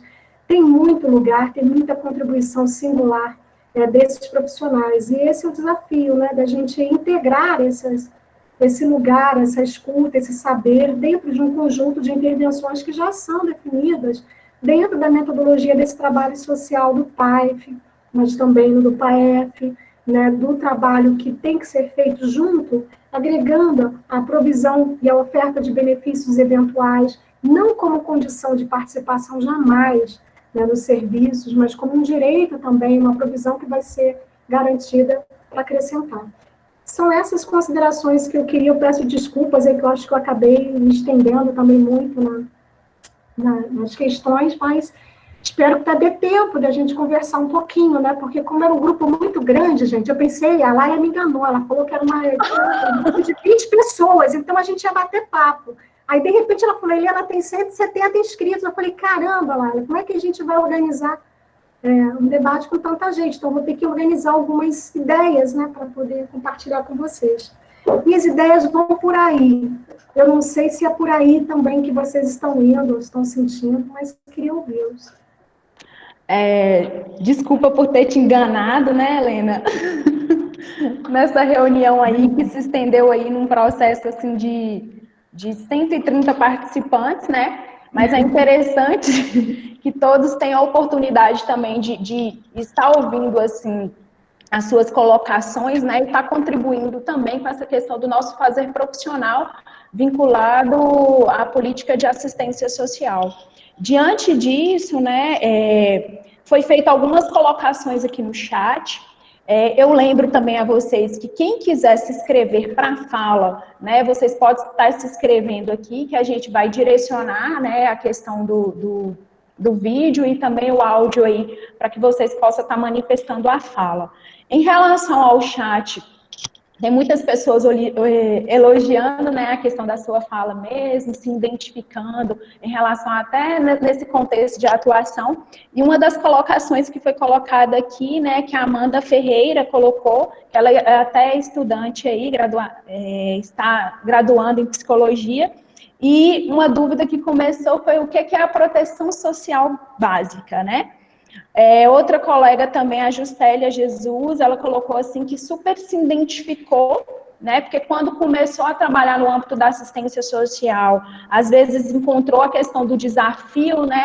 Desse estranhamento mesmo, porque às vezes alguns profissionais não tiveram a oportunidade de conhecer um pouco sobre a política de assistência social dentro da graduação, então viu pouco, né? Sobre qual é a atuação do psicólogo dentro do SUAS, como que é essa política, e quando chegou na prática, que às vezes que teve que entender um pouco dessa nova realidade, né, no qual está inserida nessa forma de atuação também. E aí, ela se identificou com a sua fala quando você fala em relação a Eloá, né, quem é essa Eloá, quem é a Loa, quem é essa mulher? Aí teve... Então, assim, muitos profissionais se identificam nessa área também, né, nessa fala, nessa colocação. O Douglas também aí, que até já participou conosco aí, um grande colega, né, e amigo que contribui conosco, assim, no âmbito da psicologia social no SUAS, ele vem falando que, enquanto psicologia, somos técnicos, e enquanto técnicos, temos um saber que se aplica. Precisamos parar de fazer separação entre saberes, aquilo que é meu, aquilo que é do outro, e unificar nossas ações com o objetivo igual. Tem um questionamento para desmistificar tal questão e gostaria de saber um parecer da Helena, qual é o olhar da psicologia para a concessão de benefícios eventuais. A Monique também, né, ela gostaria que a Helena, que você comentasse sobre os novos desafios, tanto para o trabalhador quanto para o cidadão diante da pandemia, e que famílias que até então não eram assistidas, mas devido às novas condições expostas, passam a necessitar, por exemplo, de benefícios eventuais. Aí que você pudesse falar um pouco sobre essas questões mesmo do momento atual, vinculando a concessão de benefícios eventual. É ou não é um fazer do psicólogo? Eu espero que essas reflexões tenham feito a gente compreender que ele é um fazer do trabalhador social que atua na assistência social, né, de qualquer um dos trabalhadores sociais. Né? Nós estamos falando de um lugar que não é apenas entregar ou cadastrar pessoas ou entregar recursos materiais, financeiros.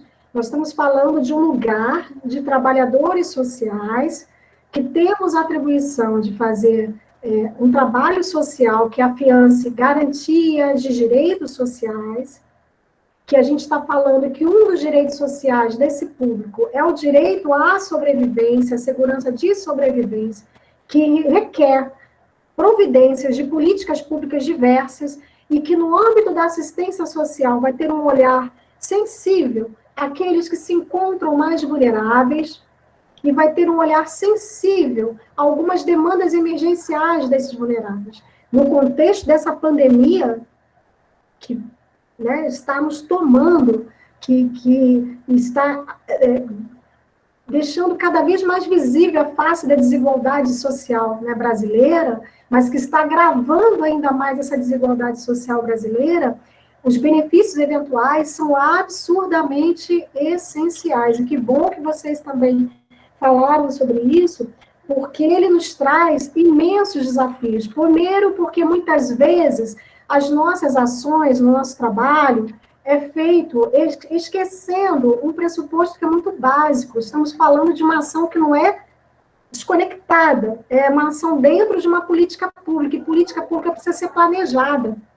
E planejada requer diagnósticos, requer conhecer a realidade social, os problemas, as vulnerabilidades, as necessidades, quais são as ações que são necessárias para que as ações sejam feitas. Então, hoje, se a gente pergunta a qualquer trabalhador, você sabe, de fato, quantas famílias do seu território demandam de proteção social de assistência?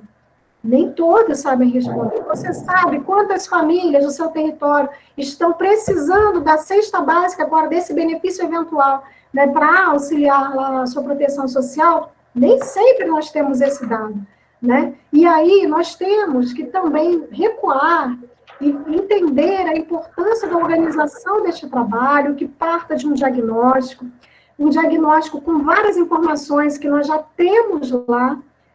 E eu não estou falando, alguém está escrevendo assim, ó, João, estou só vendo aqui, né? Tem que ser um assistente social? Claro que não.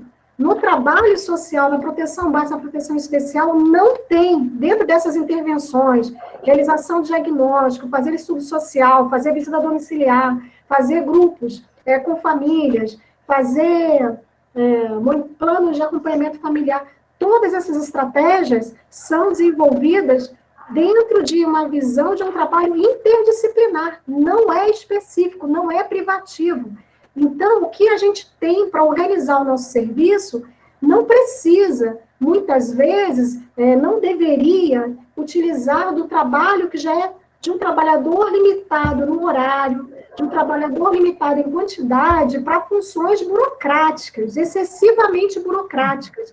Agora, se ele não vai ser utilizado para fazer um cadastro, para apoiar no cadastro dessas famílias, ou trabalhar, e não é papel dele, fazer até mesmo o cadastro único dos programas sociais, deveria ter uma equipe específica para isso, é papel desse trabalhador ler a realidade dessas famílias, conhecer essas famílias, conhecer as suas demandas, as suas vulnerabilidades sociais, conhecer e entender e analisar quantas conseguiram ser cobertas por um tipo de, por exemplo, de proteção social, como o programa de transferência de renda, quantas não estão? Hoje a gente está vendo uma realidade nessa pandemia que está fazendo o poder público conseguir enxergar os vulneráveis a partir do momento em que eles estão identificados, cadastrados.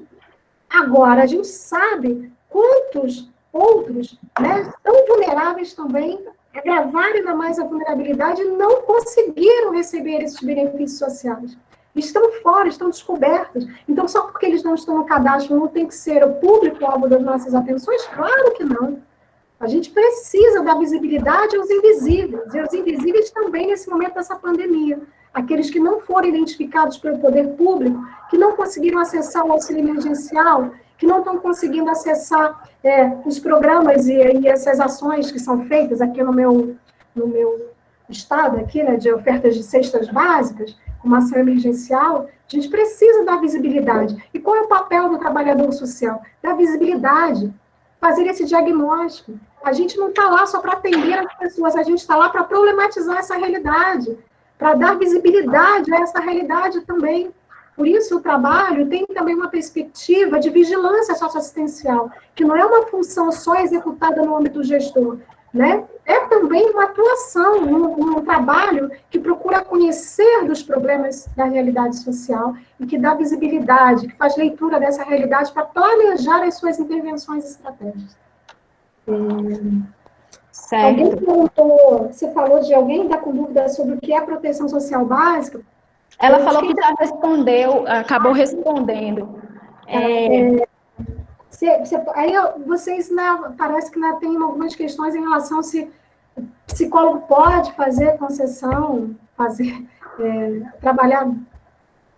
Gente, esse trabalho ele tem uma série de dimensões operacionais, né? Tem uma dimensão, muitas vezes, que vai estar no âmbito da identificação desse público que vai ser beneficiário. E aí, o psicólogo, assistente social tem um papel? Claro que sim, eles atendem essas pessoas, eles deveriam conhecer essa realidade social, deveriam saber quais são as famílias que estão demandando desse benefício de proteção social, né? Ele precisa também fazer uma leitura dessa demanda para entender se realmente aquela resposta está sendo uma resposta que atenda às necessidades específicas daquela família. Ele vai também utilizar até da identificação deste problema, dessa demanda, dessa necessidade, como um fator de conhecimento daquela realidade social e de aproximação dessa realidade social.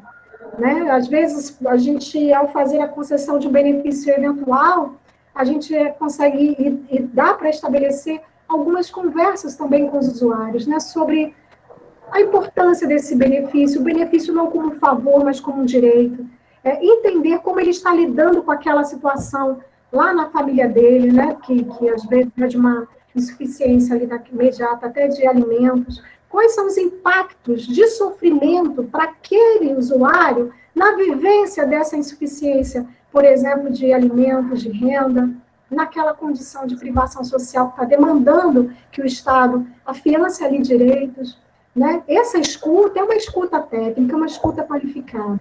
Eu não estou falando que você precisa ser sempre um agente que vai lá entregar a cesta básica. Agora, também não é o assistente social que vai ter que entregar a cesta básica, porque o psicólogo entende que tem que ficar lá dentro do CRAS e o assistente social que visita. Claro que não.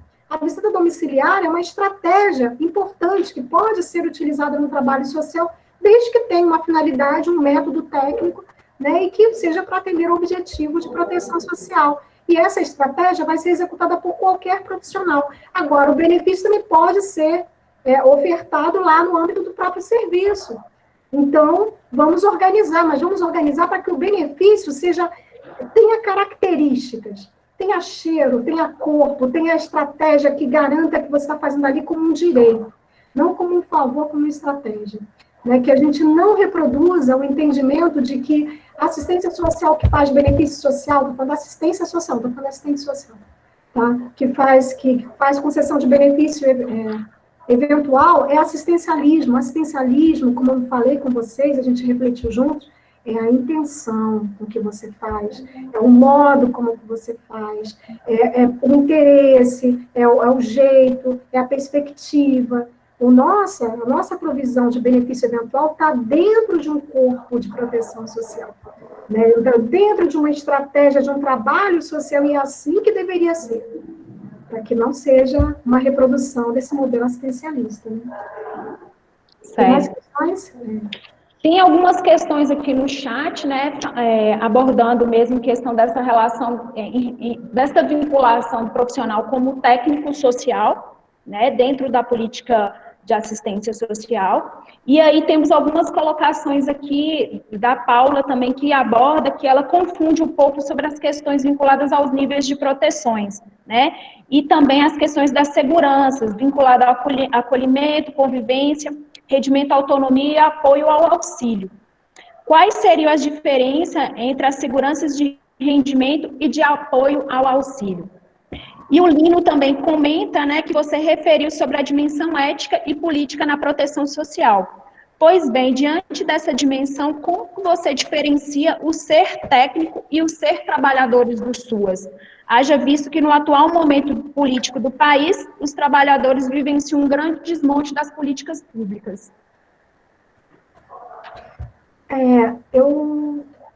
Por algumas questões, né? Eu acho assim, gente, como eu falei, eu entendo e entendo esse grupo de questões e ainda de dúvidas sobre a organização desse sistema, sobre a organização dessa proteção social, sobre a organização desse trabalho social, mas como eu falei no início, assim, que eu chamei vocês para algumas premissas, do nosso lugar ali também do sujeito deste trabalho, deste lugar de que precisa ser melhor entendido, que precisa ser melhor vivenciado, para ser melhor utilizado no seu trabalho. Eu recomendaria que vocês, independentemente, é claro que é dever do poder público oferecer espaços de formação, de capacitação, mas que vocês não perdessem de vista que esse movimento também é de cada trabalhador. Né? Enquanto sujeito, trabalhador dessa política, operador dessa política, a gente precisa se apropriar mais dessas bases normativas e conceituais para a gente se entender e entender as especificidades de cada lugar e de cada trabalho social, tá? Infelizmente, no espaço de uma live aqui, que eu acho que até já estouramos, fica difícil aprofundar, né? Eu não sou a única profissional que é do SUAS que atua. Em Minas Gerais, vocês têm um núcleo técnico muito forte. A Márcia Mansur, não sei nem se ela está por aí, que eu vi que ela estava aí acompanhando, mas tem vários profissionais que também apoiam, que também trabalhavam, né, e trabalharam nesse processo de formação, de capacitação no SUAS. Eu sou mais uma que estou à disposição também de vocês, sempre que vocês acharem que eu possa contribuir para a temática. Então, assim, eu estou falando isso porque a gente vai precisar de mais tempo, né, para poder aprofundar alguns parâmetros. Em relação às seguranças sociais, talvez vocês estejam fazendo também tendo alguns estranhamentos, porque, ora, em um documento normativo foram previstas 5 seguranças e tinha lá específico segurança de rendimentos, ora, em outro instrumento normativo, que foi a NobSUAS, unificaram essas seguranças, trataram dessas seguranças sobre 3 modalidades, que foram a segurança de sobrevivência, a segurança de acolhida e a segurança de convívio. Na segurança de sobrevivência, entrou uma série de seguranças de auxílio, de rendimento, né, de renda, né, entrou tudo para essa segurança de sobrevivência. Foi uma forma, uma concepção de organização das seguranças socioassistenciais, mas ali dentro, se vocês pegarem a NobSUAS, vocês vão verificar que se encontram todas as provisões de proteção social, a rede de serviço, o que tipo de modalidade de serviço, de programa, de projeto e de benefício vai estar previsto para afiançar esse direito, entendendo essas seguranças como direito. O direito à convivência, o direito à sobrevivência e o direito à acolhida. Vocês falaram mais coisas, mas é tanta coisa na cabeça que eu não sei nem se estou esquecendo de alguma, Laia. Me ajuda aí. A questão da técnica, né? A diferença entre o papel técnico e o papel ético-político, não é isso? Isso, e também vinculado às questões que as normativas trazem, né, em relação a ser técnico, né, nessa concepção aí, de abordar dentro da política de assistência social. Como eu me referi com vocês, o trabalho na política de assistência social, a gente não está falando de um campo de atuação, de prestação apenas de um serviço de psicólogo ou de assistência social ou de qualquer outro ator, qualquer outro trabalhador. A gente está falando do campo de política pública, e o campo específico de política pública, o campo social. Quando a gente fala de trabalhar em política social, a gente está falando de um campo também que tem uma perspectiva, tem exigências. Quando a gente fala de trabalhar em política pública, a gente também está falando de um lugar que requer uma atuação planejada, organizada, coordenada, e que, no caso, sendo política pública, não se faz de forma nem voluntariada, nem voluntariosa. Existe uma organização, né, deste trabalho para que ele seja feito sobre bases técnicas, com conhecimentos teóricos que permitam analisar aquela realidade social, que permitam analisar aquelas condições de vulnerabilidade e risco social, que permitam compreender as respostas subjetivas daquela singular, daquele sujeito diante dessa realidade social, para que a gente possa oferecer, a partir dessa realidade, como um sujeito, um planejamento de estratégias. Esse trabalho é técnico, é muito técnico, né? E pensando, inclusive, na sua propostas interventivas, o governo federal, alguns estados, acho que Minas Gerais também fez, o Rio de Janeiro fez, começaram a discutir até metodologias. Eu fiquei encantadíssima, não foi uma proposta do governo, acho que foi do CRP, uma publicação de vocês, que vocês fizeram. Eu saí? Estou aqui, né, gente? Tá aí, você tá aí. Tá. Uma proposta aqui de uma publicação, acho que os fazeres da psicologia, da atuação dos psicólogos na assistência social, os fazeres, acho que essa é a publicação, né, que foi, não sei se foi até a Márcia Mansur que organizou pelo CRP, me pareceu que foi, eu não lembro mais, assim, interessantíssimo ali, o conteúdo daqueles artigos, né, que vão ilustrar bem esse cotidiano, esse lugar que tem sim, né, de saber técnico, mas que no campo das políticas sociais e no campo do próprio fazer, do próprio lugar profissional, tem também uma perspectiva ética. Mas no campo da política social tem uma perspectiva ética, que é a ética do sujeito, que é a ética do protagonismo desse sujeito, que é a ética também do como você vai fazer esse trabalho com esse sujeito, né, que é a sua ética profissional que está também embasando aquela atuação, né, mas que também tem um compromisso político, porque a gente está falando de um campo, né, de escolhas políticas, escolhas de modelos de civilização, escolhas de modelos de proteção social. Então, exige que o trabalhador social não seja simplesmente alguém que vá realizar tarefas, mesmo que sejam tarefas técnicas. Tem que ser um profissional comprometido com a qualificação, com a consolidação de política pública de direito, né, que se comprometa realmente com uma transformação de realidade social. A expectativa é que um CRAS implantado num território alterasse um pouco a realidade daquele território, reduzisse as suas vulnerabilidades, produzisse um efeito de transformação dessa realidade social. E o CRAS não é um espaço físico apenas, é o trabalho que é feito lá. Então, são esses trabalhadores que a gente tem a expectativa que consigam concretizar, né, que se comprometam com a transformação dessa realidade, que é uma realidade de desigualdade, para uma realidade de garantia de direitos, né? E por isso a expectativa é que esses profissionais não sejam reprodutores dessa desigualdade, não sejam reprodutores de um olhar descriminalizador, né? De um olhar que estigmatiza, de uma atuação que mantém aquele modelo assistencialista. Então, é isso. Né? Alguém está chamando aqui território, chama de cidadania, né, professor? Exatamente. Nosso trabalho é lá no território. O trabalho de trabalhador da proteção básica é no território, não é só atrás da sua mesa. Então, tem que sair, tem que procurar, tem que conhecer essa realidade, tem que se envolver com essa realidade. É um trabalho que não é feito de improviso, gente. A gente não faz quando chega no CRAS, a gente tem que fazer antes do CRAS ser implantado. E faz a cada semana. E tem que, se não dá, porque o trabalho está demais, tem que dar que se pare para planejar, para se analisar, para conhecer essa realidade, porque senão não tem efetividade quase alguma, né? E que tem que ouvir esses usuários para verificar se o que está sendo feito, o caminho é por aí, né? A gente sabe onde a gente quer chegar, viu? Não tem mais trabalhador social, não deveria ter, né, se comportando como aquela personagem da Alice, lá no País das Maravilhas, vocês lembram? Lembra, Laila, dessa história? Não é mais Alice. Alice estava perdida, queria ir para algum lugar, se viu diante de vários caminhos. Alice, ao invés de não sabia onde ir, viu um gato, pergunta para o gato: gato, como eu vou, né?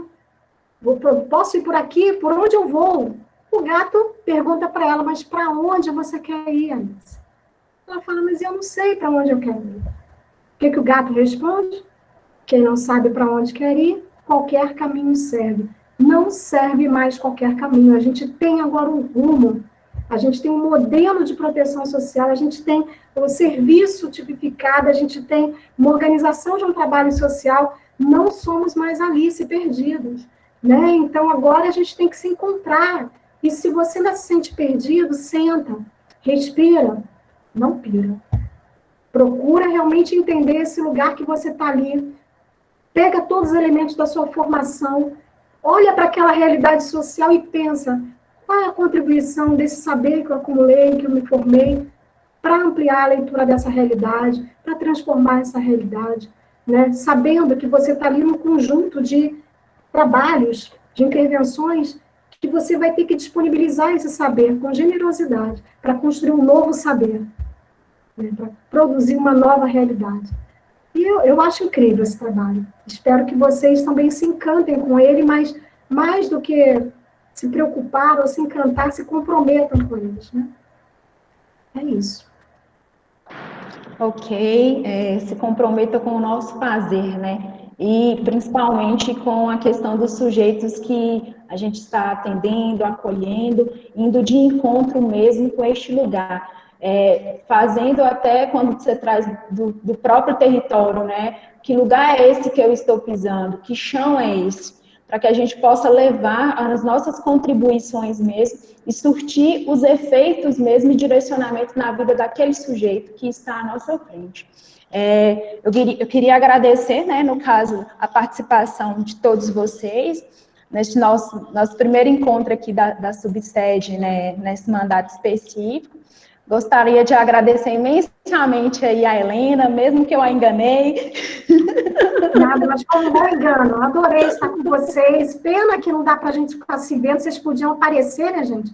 Mesmo que seja usando aí a roupa de dormir ainda, de manhã, ou quem está, né, podia mostrar um pouquinho para a gente se ver. É importante a gente entender que a gente faz parte de uma equipe, né? De um trabalho que é de equipe. Eu estou também trabalhando com vocês hoje no meu campo profissional, que é dentro do Ministério Público, no núcleo de políticas públicas, ali pautando os desafios da fiscalização, do acompanhamento pelo Ministério Público, da execução dessa política pública, mas estou com vocês também sempre que vocês quiserem. Certo. Algumas pessoas estão pedindo seu contato, né? Se você Pode puder passar, vou escrever aqui no chat, tá? para que possa Não tem escrever aí problema no... nenhum. Se eu não responder na hora, vai atender. Normalmente eu respondo, viu? Depois, pelo WhatsApp. Tranquilo. Eu gostaria de estar passando a palavra para o Luiz agora, para fazer o nosso encerramento, né? E agradecer aí a todos vocês e falar que vai ter outros encontros também, né? Que já estão planejados, né? Em relação à própria comissão específica, para que a gente possa estar discutindo e fortalecendo mesmo a nossa atuação nesse campo de atuação que estamos inseridos. Passo a palavra para você, Luiz.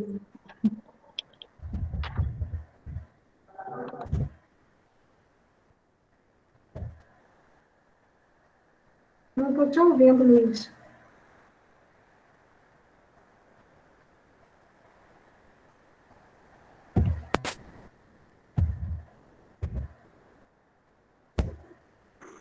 Estão me ouvindo? Agora sim. Então, muito rico, construtivo, excelente esse encontro. Eu quero, então, agradecer, Helena, pelas contribuições, reflexões. Agradeço aí a Laila, parabenizo a comissão pela iniciativa da Subsede Norte. Agradeço também toda a equipe na organização aí, junto conosco. Agradeço a presença de todas e todos que participaram aí. Também entendo, Helena, que esse encontro, né, não dá para esgotar toda a temática, vamos precisar de mais, e em nome do Conselho Regional de Psicologia eu quero deixar o convite para que você esteja mais vezes conosco. Foi muito bom te ouvir, muito construtivo e agregador.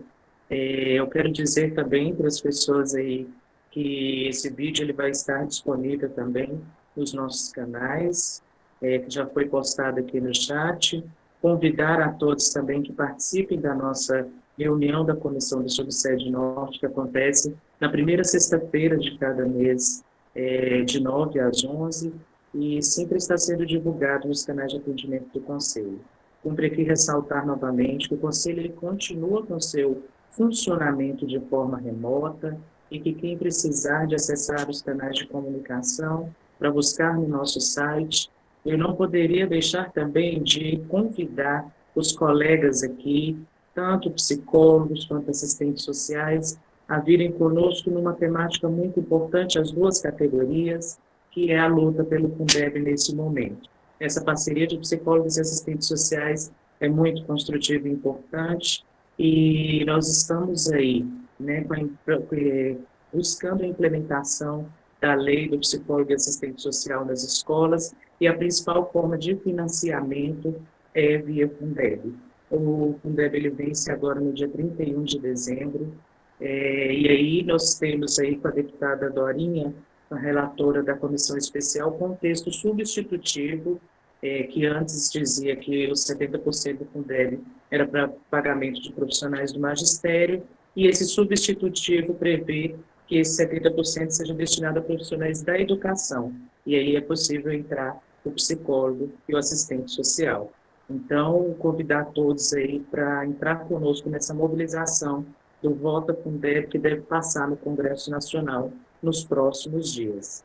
Então, mais uma vez, agradeço a presença de todas e todos. Um abraço. Um abraço, pessoal. Força. Cuidem-se. Abraço, gente.